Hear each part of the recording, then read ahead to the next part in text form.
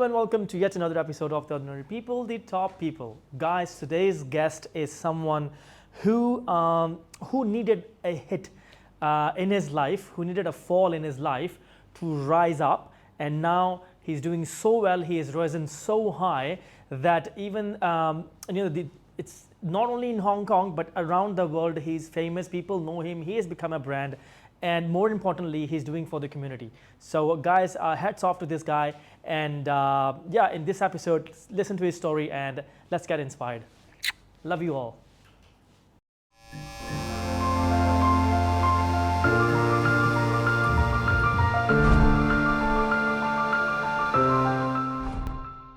Let's do this. Awesome.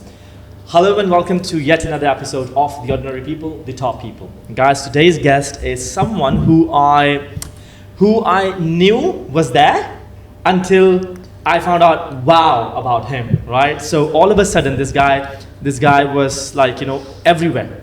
Everywhere in the sense where, I can see him on Facebook, I can see him on television, I can see him on newspapers.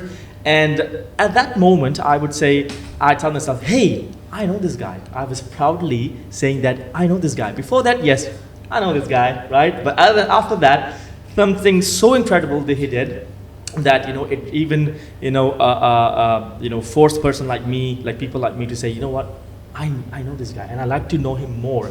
So today's guest again is his name is Jeff Andrews, and other than that, I don't want to do any injustice to his introduction. May I please allow him to introduce himself? Wow, thank you, Dave. That's quite a impressive start there. Thank you so much. My name is Jeff. I'm born and raised in Hong Kong. I'm of Indian descent. Went through local schooling in Hong Kong, and I'm now one of Hong Kong's first ethnic minority social workers, and I work in a community center in Chungking Mansions. So I'm really happy to be here, Dave. I've been watching your work, and I'm really looking forward to this conversation. Thank you so much, Jeff. So yes, so since you told me that you're working in Hong Kong Chungking Mansion and all that, right? People in Hong Kong might be thinking, what is he doing in Chungking Mansion? Exactly, right? exactly. Because that's people around the world. If you don't know what is Chungking Mansion, that's like literally Little India in Hong Kong. That's correct. Right. So if you guys want to come to Hong Kong, do visit Chungking Mansion, and you might get lucky if you can see Jeff over there as well. Please come in. I mean, you're right, David. Professor Gordon wrote a book called Ghetto in the Center of the World. Right. So the word ghetto is already, such a taboo. So, a lot of people have misconceptions of Chungking, but as we have a conversation, I'd love to share more about what's in there. Yes, please. But before we dive into that, Jeff, I would like you to tell our audience a little bit more about yourself. Sure. From where to now, where? How did this happen? And for me, it was really tough because I never saw any role models that I thought, we can make it. I think it was one or two that probably went through Form 6, Form 7.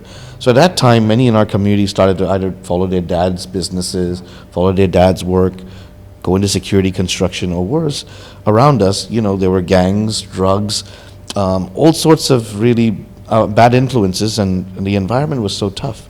And sadly for me, even though I come from a good family, I was sucked into this world, and sadly, I wasted 2-3 years of my life doing all sorts of horrible things, and disappearing from home and getting into fights and all sorts, until one day I was arrested.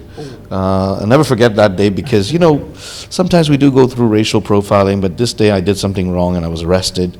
And as Indians, we don't want to call our parents when we're in the worst trouble because we know what they're going to give us. You still have that fear. You still have that fear. Even now, I was looking at, so, it was tough, man. And I was in that prison cell, and I was like, oh my gosh, what am I going to do? I'm arrested. I'm just 18 now. As a minority, it's so tough already. So I was very lucky, Dave. At that time, God just put something in my head, and you just put 92376464, and this was a social worker that I was ignoring all my life. 2-3 years I've been ignoring. Me and my friends are like, but this suddenly, you don't memorize numbers back in the day, So at that police prison cell, I was like calling. I told the officer, can I have one phone call? And I called this number, and it was Fermi Wong, a social worker that, as I said, ignoring. And I told her I'm in big trouble, and I'll never forget. 4 a.m. she took a taxi, came down, bailed me out, and then took me home. And then, I was like, oh my gosh, I pressed the bell at 6 a.m. My dad's waking up, opening the door, and he sees this Chinese lady next to me. He's like, so your girlfriend? I'm like, no, social worker. And then I told him I've been arrested, and, I thought they were going to give me a few Indian disciplining, parenting style. Somebody gotta get hurt. Somebody gotta get hurt. But they cried, bro. And I think that for me was like really painful. Like they just like dropped and cried, and I was like, oh my gosh, I'd rather take a few, Indian disciplining, but it didn't work out that way. But anyway, Fermi Wong said, look, he's got to go to court. Two things will happen: either he'll have a criminal record for the rest of his life, or go into prison, actual prison. So anyway, she found me she found me a good lawyer. She got me these mitigation letters. People that didn't even know me wrote, Jeff is a good kid, give him a chance. Wow. So anyway, I went to court that day. I was bracing for the worst. My friends were there, my family were there, people that I've ignored for all my 2-3 years. Anyway, the judge saw all of this and he says, young man, why are you wasting your life away? And he says, I'm going to give you one chance. I'm going to give you a 1-year bind over, which means if in 1 year you commit anything wrong, you're going straight to prison. Yeah. And I came out of that day and I said to myself, I can't do this again. And I was a good kid for that whole year. And I'm one of the few that are lucky to be out here without a criminal record. I've got many friends smarter than me, more hardworking than me, made one silly mistake and it's changed. And they've around our environment. We know some of our guys who've lost their way. So, and then I think that was a big wake-up call. And Fermi Wong said, "Now you owe me." And we went on this long crusade to fight many of the policies that were hindering our community. So, became a social worker. Many of the universities started opening up routes for us to go through. So I'm really glad that maybe that arrest was what I needed to shake me up. Sort of wake up call, right? Correct. Right. But then before that, also, like when I introduced you, saying that I knew this guy, right? So that was definitely before all this social work kind of thing. Correct. So you used to work somewhere else. And you were my brother's colleague. That's right. He used to work with my brother in Yes. television. So what made you change that transition, or how easy or how tough the challenges were there, for that transition? I love working with your brother Billy. He was so cool. I think your family is cool. No, it was a big transition because remember we didn't have much qualification back then. Many of us didn't go to university, so it was great that this job opened up, Star TV, which was fantastic, 5-day working week, great salary, and it was after the arrest, and I got some other opportunities, and then someone opened this channel for me.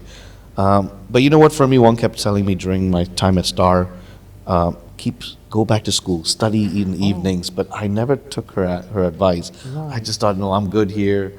Until 2009 when the financial tsunami hit. Right. I was laid off, and I think it was again another wake-up call. So it's like I've had a lot of, effects, like you just get knocked down. That there's a song called I Get Knocked Down But I Get Up Again. But I think that was a big wake-up call. I was laid off with a few hundred people, didn't have qualifications, where could I go next? And my mom was at a prayer meeting, and she went to the prayer meeting and said, please pray for my son. I'm worried he's going to go back to his old days again. She came back home and she says, Jeff, I found you a job. I'm like, wow, Mom, where? And then that's when she said Chungking Mansions. And I'm like, Mom, you told me never to go there before, right? Like all our parents tell us don't do anything around. So anyway, went up to Chungking Mansions, checked out this really cool community space. And it's 15 years and I'm still there. So my mom was my recruiter. And whoever thought that, we'll be sitting on this platform and sharing experiences and learning and trying to do something possible for people out there, right? They're like, people like me, if I would be you, I would like, I'm already there, there's nothing else for me. But you seems like no stopping.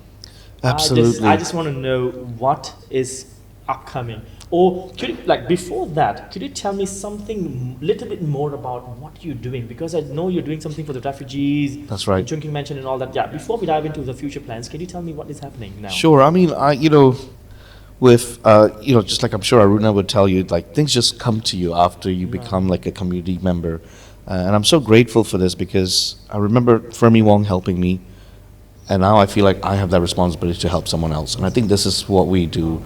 I mean, it's just cultural, but religious as well, spiritual. No, what I do, I'm a social worker and a manager of this community center in Chongqing, where we serve refugees. I know people in Hong Kong sometimes have this misconception of refugees, but I'm helping genuine ones who flee religious persecution, political persecution, people who have fled war, and Hong Kong's a long waiting room. So it takes 15 years before they move on to another country. So while they're here, we have meals in our center, we have classes going on, we empower them and give them dignity, which is really important. I really felt we have planted the seeds to where we are today. If not, we could have just sat down and said, that's not my business, right? That's not my business. But I think we all try and make changes where we can, and so that's what I'm really proud of. So if you guys come down to Chongqing, see what we're doing. We have a beautiful rooftop, beautiful center, and Dave, I'd love to invite you for a curry. So I also have this, I also had this misconception, Jeff, which again I would seriously, on camera I will say people like you has changed my mindset. Where we used to say, oh, refugees are coming to Hong Kong, right, and blah blah blah blah blah. We don't like refugees and all that. But if you take a step back and you think, ouch, yeah, why would they leave their home and come? Thank to you, somewhere thank else, you, exactly, right? exactly. It's like, for me, I'm very fine living in Hong Kong or living in my own country, my own house. Who would like to leave? Correct. That? Leave everything behind and not know what your future is. Exactly. So no, I really appreciate you being so heartfelt about it. And I think that's what we need to do as Hong Kongers. Like, we need to be a bit more embracing and empathetic. And I think yet again, I was, off the mic, we were talking about this topic, that, not only, people in Hong Kong are going to watch this, or, not only Hong Kong people are going to watch this, that's other, right. this is, we're just trying to pass on the message to people that, you can do it, 100%. It's not that Jeff had the opportunity. Jeff does not have any political background. Correct. From where? From a prison cell to helping out people. 100%, as well. 100%, which is true. Back in the day, I always think you need money, you need the elite to support you all the time. But actually, no. Like, if you had not thought about this, I don't think you had $1 million to open this place. No, exactly. And I think because we believe in something and the message. So I think just take that first step. Today I'm proud I called it. Just to say, if I didn't do that and ask for help, I wouldn't be sitting here, bro. I'd be somewhere else. And so I think every now and then, just knock on a door. Who knows? Exactly. And today, I still knock on people's door because I need help to serve my community. Right.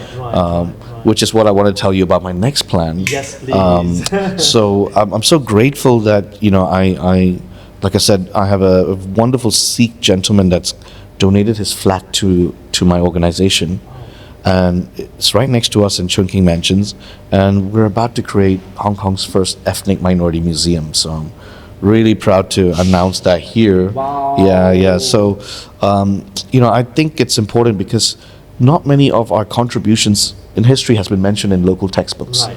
So I do still get kids who come to me and says, hey, some local Chinese kid asked me where I'm from, or why don't you go back home? And the kid said, this is my home, and then having to explain that. And I said, why are we still having that problem in 2024? So I thought having a museum would be fantastic. Imagine this kid can go, let's go and visit a museum, and I can talk about my history and our community history. The Sikhs were here in 1840, bro. 1840. My great-grandfather literally fought the Sino-Japanese War. There you go. And he passed away in that war. And then yes, that's my great-grandfather. Wow. And then my grandfather was the, he was in Shanghai.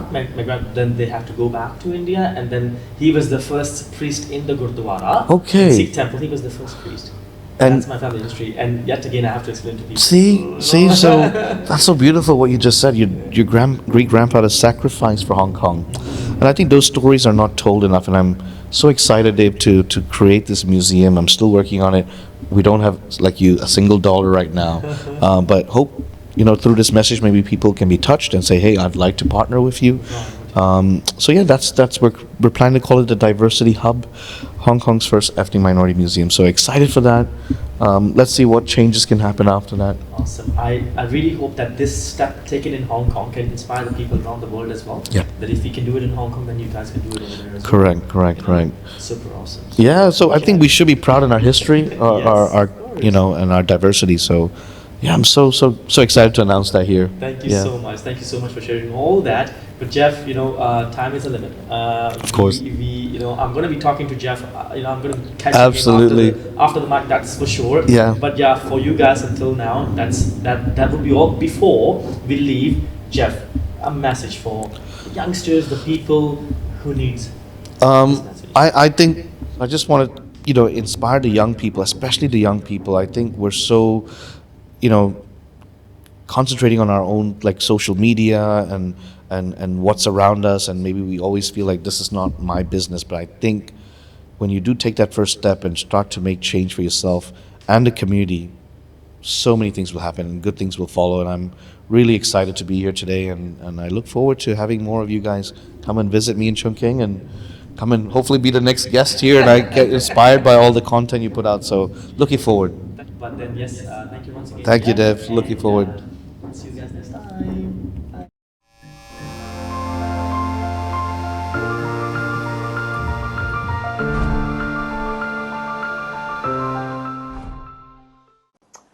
Oh yes, and one more thing, guys. Again, if you know anyone whose story is worth sharing, you think this person has inspired you, motivated you, or spread positivity, please do let me know, as I would love to have them on my show to use this platform to spread happiness and positivity.